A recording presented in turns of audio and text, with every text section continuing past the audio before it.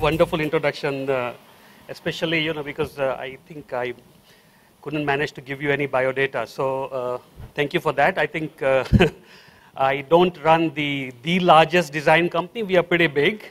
But we have Gensler here, who are probably 10 times bigger than us. So I think, thank you very much. I'm Saeed Zaki. As I was introduced, I'm Regional MD for Design Worldwide Partnership. We are an architecture and interior design company. I'm based out of Malaysia, Kuala Lumpur. And today I'm going to talk about design. And it was really good because speakers this morning have talked about so many aspects of retail that actually we as designers have to take into account. Not necessarily, sometimes we don't even understand, and we have to actually learn. And one thing that we do work very closely with retailers and experts is how to integrate the technology in design. So technology is also a very critical part of design that we try and integrate in the products or projects that we manage. I think a lot of the things I'm going to probably say in the beginning you have heard today, but as we all know, retail destinations historically were built around anchor tenants. And one thing that I have noticed, and probably you all also have been aware, is that this trend is changing. At least it's changing in the part of the world where I live, Southeast Asia.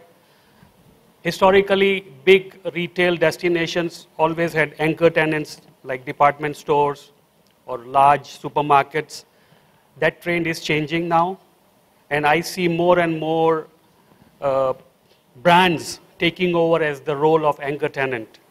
And particularly, I have noticed Zara, H&M, and some other brands, which have really become the anchor tenant. One mall that recently opened in Kuala Lumpur is actually anchored by H&M, and that's all there is. And everything else around are small shops selling various other things.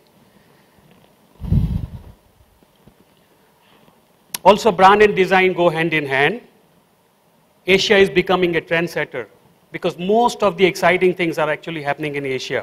China, India, Southeast Asia, North Asia.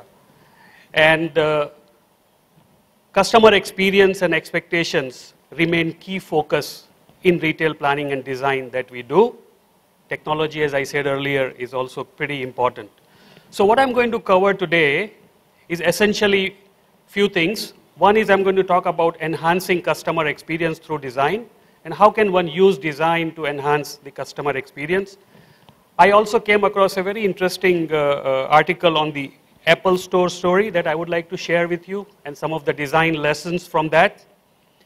Also, I'll show you one case study of a project that we did in China and how we used the design to create a brand. So this was a business they wanted to launch in a very big scale in China, and they came to us, and actually we worked with them. And lastly, and this is something I did it once before, it was quite interesting. I will have a small exercise, you can call it a competition, that I would like all of you to take part in, and then we will announce the winner tomorrow morning, so that you all come back to listen to us tomorrow again. And a little bit about my company towards the end. So enhancing customer experience. Which are the key design factors?